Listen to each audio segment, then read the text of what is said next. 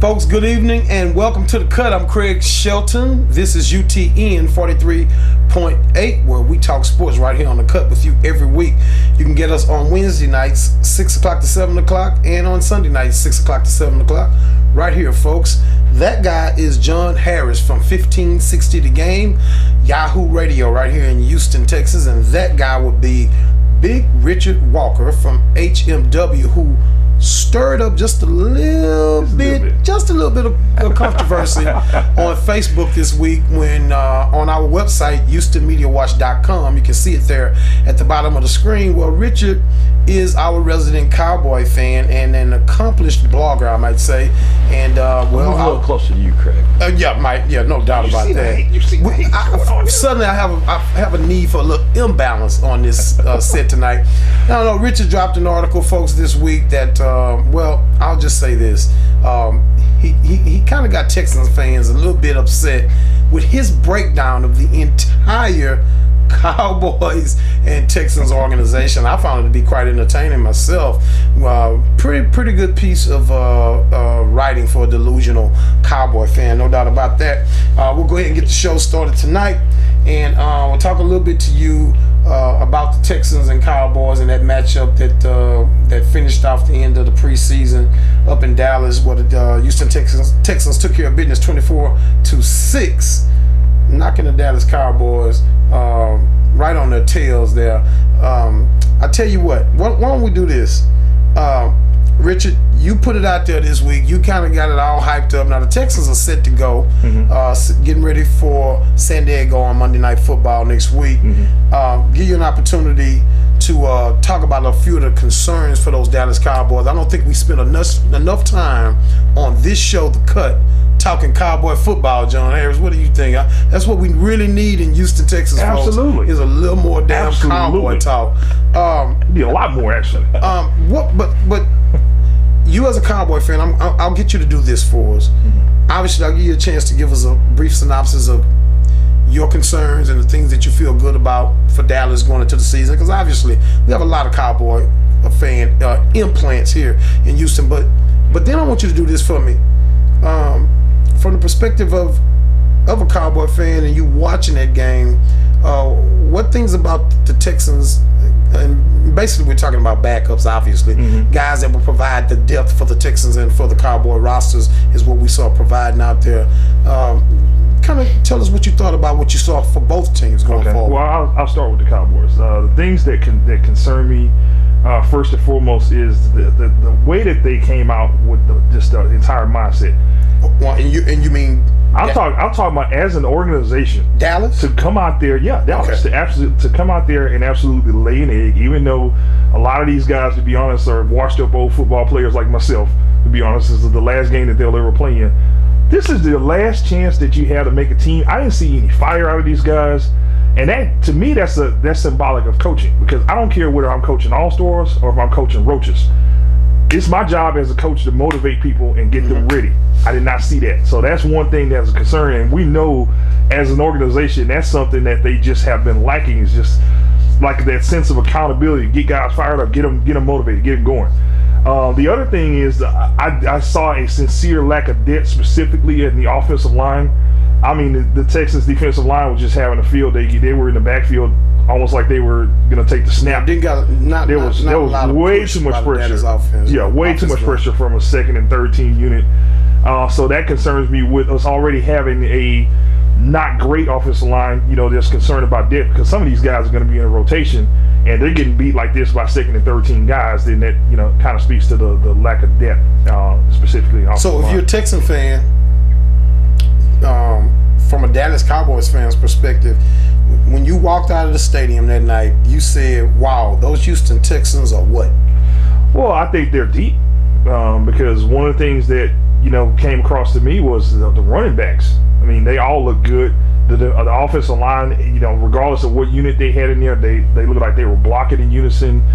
They were creating massive holes. They were protecting the quarterback. There was no pressure whatsoever from the defensive line of the Cowboys getting back there to put pressure on the quarterbacks.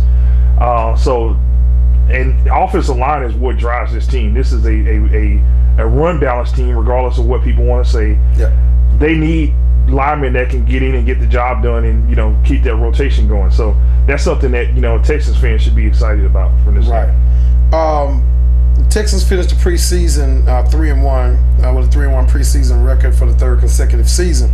Texans had talk about a little bit of that depth and feeding back into the comments about how Dallas's offensive line played up against the Texans defensive fronts.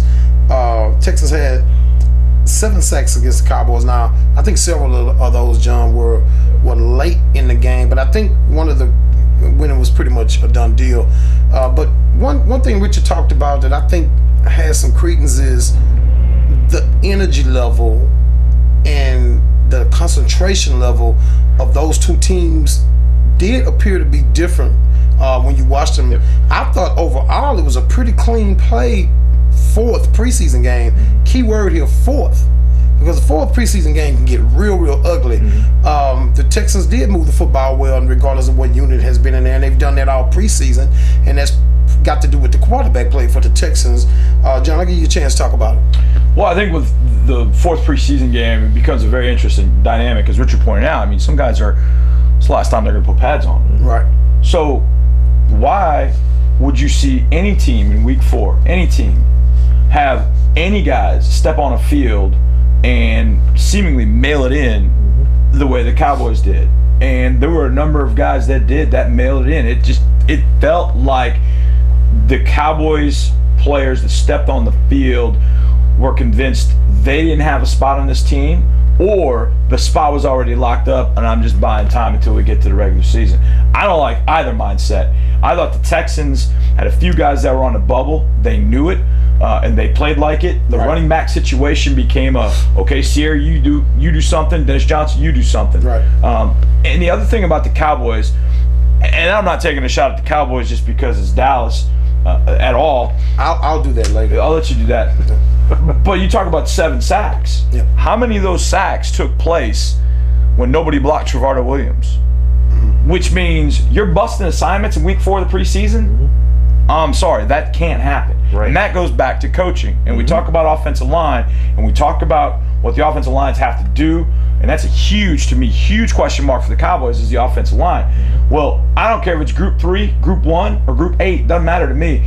If that group is busting assignments at any point in the NFL, something's majorly wrong. Yep. Majorly wrong. So you come out of there and you don't have the passion you should have in week 4.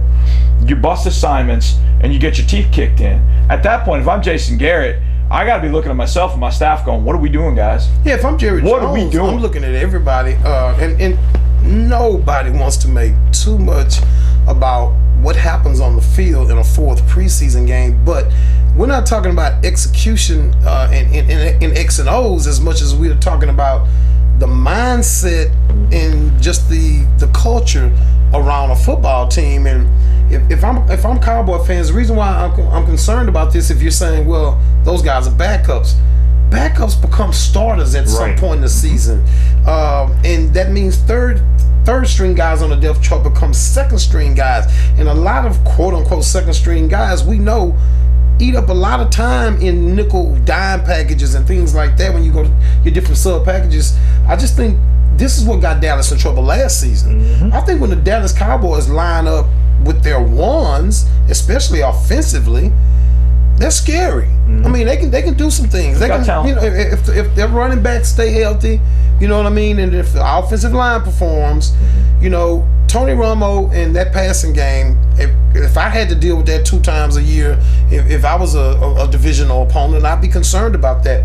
But the minute the season starts to wear on a little bit and Dallas starts to lose a key guy here or there, I wouldn't be as confident as you Texan fans likely can be. Let's talk a little bit about Ed Reed coming off the PUP list. But let's say Ed Reed is not actually ready to play next Monday night against the San Diego Chargers.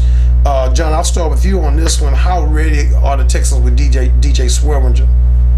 I thought he played a little bit better against the Cowboys, and I think he needed to. I think he needed some confidence. I don't think he was perfect by any means. I think DJ you grade him on a scale of 1 to 10, where you'd expect a second-round rookie to perform during preseason, I'd probably put him at about a 5.5, maybe a 6. I don't think he's been much better than that. And Is that I think on a scale of 1 to 100, John, or 1 to 10? Well, yeah. I mean, I think he has shown some decent things, but I think there are times where he has shown the inability to settle down. I think that's DJ's biggest issue. Is he's so wired up. Yeah, good point. And you know what? There are times not because he's not competing. No, there are times when players start. Well, we all know players read press clippings, right? They all read what the media says. And what have we all been saying about DJ Swearinger? He is swag boy, he's 36 or whatever. He brings the swag, he brings the fire, he brings the emotion. So he knows he's got to bring the juice every time he gets on the field. Well, because he's doing that, I think he is playing seemingly out of control because he's trying to prove to everybody what he can do as opposed to just playing and showing everybody what he can do. I think he'll settle down. I think it's going to take a little bit, but I think he'll eventually settle into his role. I think the question for me in week 1 is, has he done enough to unseat Shiloh Kao as the safety? That to me is the biggest question mark, and I don't know that Gary Kubiak's going to feel great about it, and I don't know Wade Phillips is going to feel great because we're going to be going to San Diego, and Shiloh Kao is going to be sitting back at safety, and as soon as that game starts and you see his name in the starting lineup, I guarantee you Twitter is going to implode. Of course it will implode, and Twitter should implode, and here's the problem, in theory, with Gary Kubiak. And we'll get into this more as we get into the second segment, but... How long did that take? 12 minutes? How long did that take? 12 minutes to get it? How long did that take? 12 minutes to get into his problem with Gary Kubiak. I have a couple things I need to discuss with you people tonight. And I also have a compromise from my man Jerome Solomon. I want you folks to hang in there. We're going to run to a break. And when we get back, we're going to talk a little bit about a couple of things I got on my mind in regard to Gary Kubiak and to this guy named Case Keenum and this guy named TJ Yates and some cat over at the Chronicle named Jerome Solomon. We'll discuss when we get back right here on the Cut on UTN 43.8. Hang in there.